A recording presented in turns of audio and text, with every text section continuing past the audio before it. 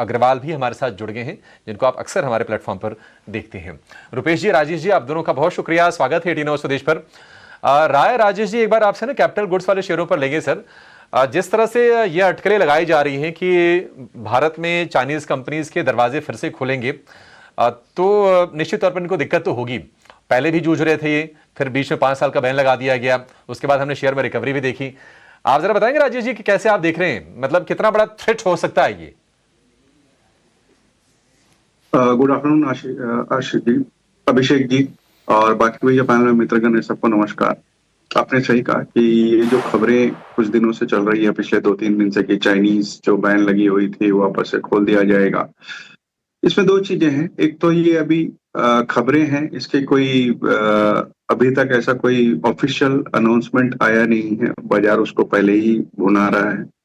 दूसरे, अगर आप देखें तो अगर ऐसा हो भी जाता है, मान लीजिए हो जाता है, तो क्या होगा? चाइनीज कंपटीशन बढ़ जाएगा, ये तो अपने नकार नहीं सकते हैं। लेकिन जो कंपनियां भारत में है पिछले 5 साल से, जिस तरह के ऑर्डर बुक वगैरह इनकी हो गई है, उसे देखते हुए, या पहले के जो दिनों में चाइनीज की क्वालिटी को लेकर के जो दिक्कतें थी, चाइनीज इक्विपमेंट को लेकर के, वो सब चीजों को लेकर के लगता है, मुझे नहीं लगता कि बहुत ज्यादा प्रभाव पड़ेगा, क्योंकि ऑर्डर बुक ऑलरेडी, प्राइस अभी कंपनियों की अच्छी है। आज खास आप भेल की ही बात कर लो तो लगातार अच्छी ऑर्डर बुक आई है, और अब पाइपलाइन भी अच्छी है, फिर वो थर्मल की हो चाहे एचवीडीसी की हो, रेलवे और रिन्यूएबल एनर्जी सेगमेंट में भी अच्छे नंबर्स आ रहे हैं। और कैपेसिटी एक्सपेंशन कर रहे हैं 10 गीगावाट से 12 गीगावाट की। दूसरी तिमाही में अगर आप देखो तो 14% का रेवेन्यू जंप था, एबिटा में तो 111% की जंप थी।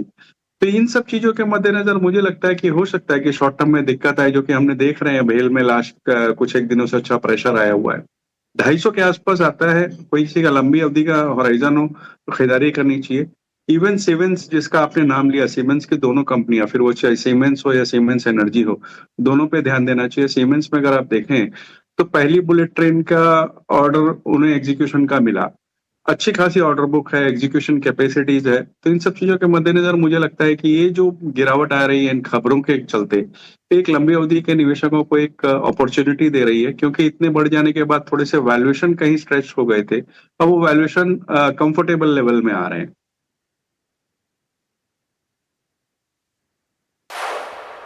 बिल्कुल बिल्कुल बिल्कुल सही बात है सर।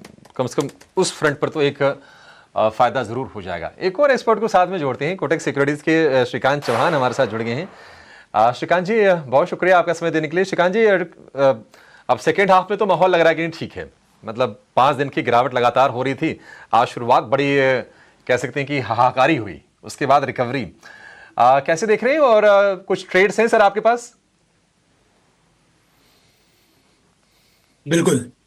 तो देखिए, अभी जो रिकवरी बनी है वो रिकवरी तो काफी उत्साहजनक है, क्योंकि इतनी बड़ी रिकवरी जब आती है, कम से कम 200-250 पॉइंट की जब रिकवरी बनती है बॉटम से, तब एक बात क्लियर हो जाती है कि यहाँ पे तेजी और थोड़ी बरकरार हो सकती है, थोड़ी और कंटिन्यू हो सकती है।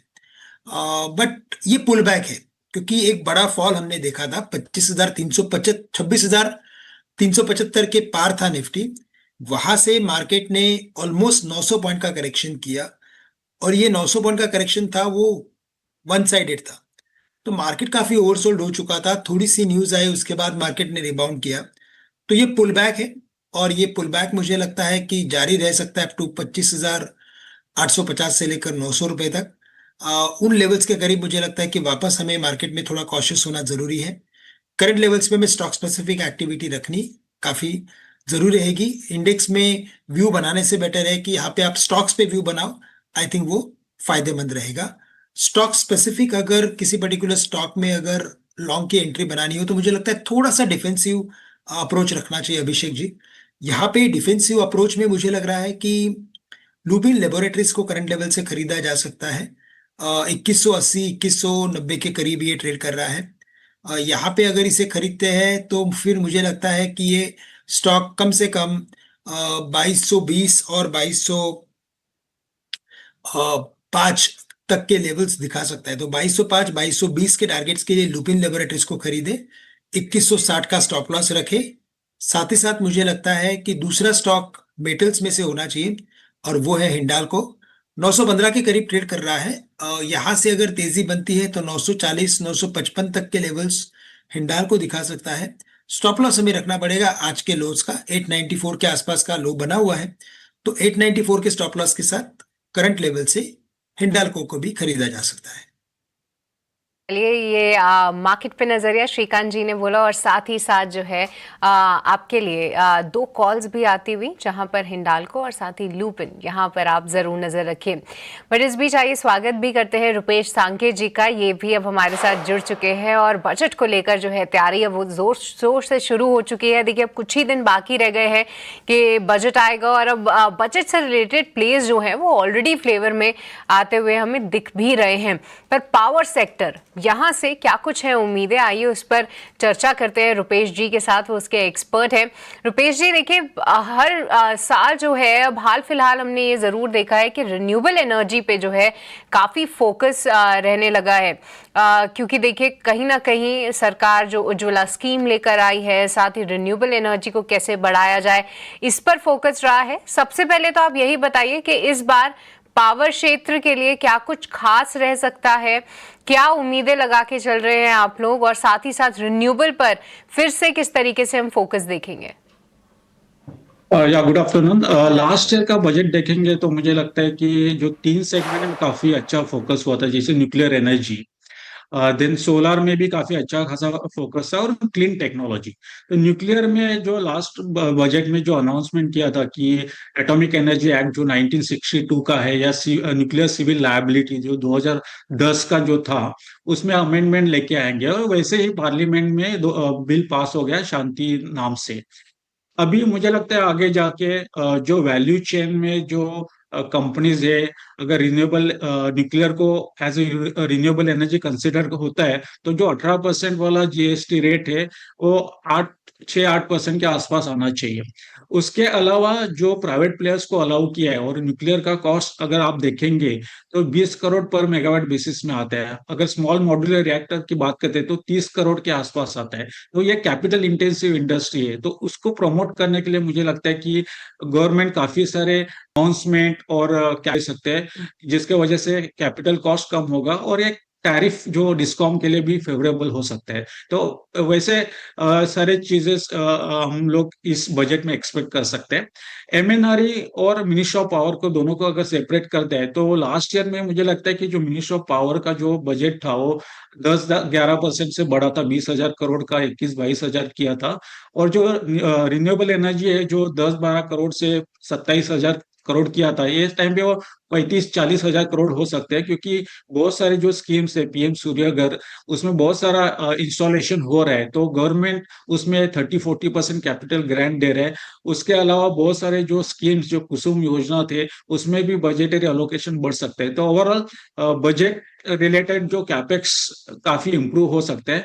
जो स्मार्ट मीटरिंग इंस्टॉलेशन का काफी अच्छा एडॉप्शन हो रहा है, तो लगता है कि बजट में लास्ट ईयर के कंपैरिजन में इस साल में 25-30% का कैपिटल आउटले ग्रो होने का चांसेस है।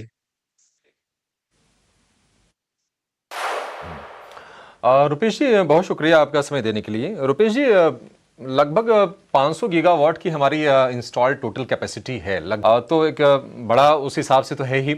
और अगर हम प्रोड्यूसर्स की बात करें या फिर कंजम्पशन की बात करें, तो इंडिया दोनों यही पैरामीटर पर तीसरे नंबर पर है। ये पावर वाले जरा बताइए कि ये आपके इंफ्रा कैपेक्स का पार्ट ही तो होता है ना सर। और दूसरी चीज, जो पावर की जो वैल्यू चेन है, क्योंकि रिन्यूएबल अगर आपको उस पर पुश करना है तो एक लंबी वैल्यू चेन होती है उसकी, तो वहां पर कौन से कंपनीज हैं जो आपके हिसाब से वेल प्लेस्ड हैं, और निवेशकों को कोर पावर के अलावा भी उन पर फोकस करके चलना चाहिए? डेफिनेटली 2020-22 तक जो कन्वेंशनल प्लेस है, जैसे NTPC, JSW energy, Tata power, ये काफी स्लो जा रही थी रिन्यूएबल एनर्जी में।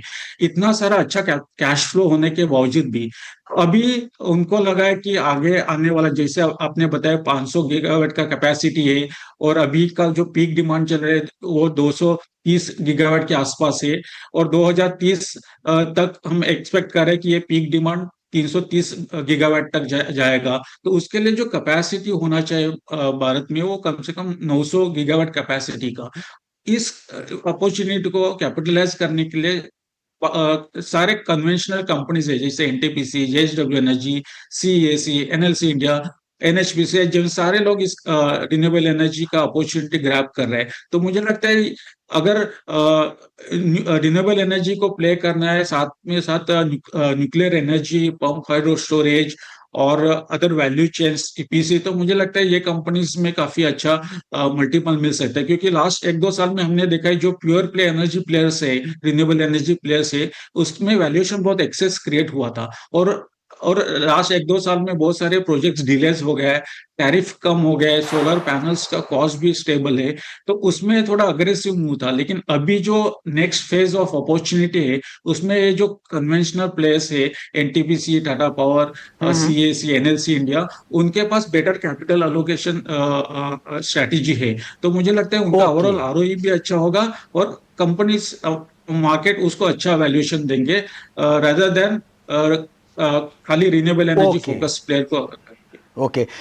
एक और सवाल आपसे मैं लेना चाहूँगा रुपेश जी। ये तो कि छोटे मॉडुलर न्यूक्लियर रिएक्टर को पॉलिसी से सपोर्ट मिल सकता है, और जैसा आप न्यूक्लियर पावर प्लांट को लेकर आप कह भी रहे थे कि ये बजट में इसको बढ़ावा मिल सकता है, और कहा जा रहा है कि प्राइवेट भागीदारी भी हो सकती है। एक तो ये, एक और सवाल मैं यहाँ पे और क्लब करना चाहूँगा, नेशनल ग्रीन हाइड्रोजन मिशन, इस पर भी सरकार का काफ़ी फोकस है और लगातार इस पे जो एलोकेशन है वो भी बढ़ता जा रहा है। अगर इन दोनों सेक्टर को ध्यान में, इन दोनों सेगमेंट को अगर पावर में ध्यान रखे, तो कौन कौन सी कंपनियां यहाँ पे बेनिफिशियरी हो सकती है, कहाँ नजर रखनी चाहिए? या डेफिनेटली, अगर जनरेशन साइड अगर बात करेंगे, तो जो अभी 9 गीगावाट का कैपेसिटी है, गवर्नमेंट का टारगेट 2027 तक 100 गीगावाट का, और इसमें अगर एनटीपीसी ने जो अनाउंस किया वो 30 गीगावाट का, उन्होंने ऑलरेडी साइट्स भी आइडेंटिफाइड किए हैं। तो अगर ये मॉडल अगर रेगुलेटेड पे होता है या कॉस्ट प्लस टैरिफ पे होता है, और एनटीपीसी के पास इतना सारा कैश फ्लोज है, अगर उसको प्रोडक्टिवली अगर डिप्लॉय होता है विद बेटर आरओई, तो मुझे लगता है एनटीपीसी एक अच्छा प्ले हो सकता है renewable energy nuclear segment perspective से। ग्रीन हाइड्रोजन भी ये कंपनीज इनिशिएटिव्स लिया है, लेकिन ग्रीन हाइड्रोजन में जितना चाहिए उतना फास्ट डेवलपमेंट नहीं हो रहा है। लेकिन दूसरा अगर कंपनीज की बात करेंगे जो इसमें बेनिफिट हो सकता है, वो टाटा पावर, क्योंकि उन्होंने भी काफी इंटरेस्ट दिखाया। जो अभी रिसेंटली जो डॉक्यूमेंट्स आया था, expression of interest for 12 small reactor जो 220 मेगावाट के आसपास रहेगा, उसमें भी टाटा पावर ने काफी सारा इनिशिएटिव दिखाया है। और साथ में सर जेएसडब्ल्यू एनर्जी, ये 3 प्लेयर मुझे लगता है कि as a developer point of view से लॉन्ग टर्म एसेट क्रिएशन के लिए ये कंपनीज अच्छे लेवल पे भी है, और उसमें बेट लगा सकते हैं। बाकी जो आपके टाटा EPC पावर, players हैं, जैसे BHEL, जी NTPC, Tata power, JSW energy, और बाकी जो बैकएंड के लिए, जो इक्विपमेंट के लिए, उसमें बीएचईएल जैसे नाम भी आप यहाँ पर सुझाव दे रहे थे। चलिए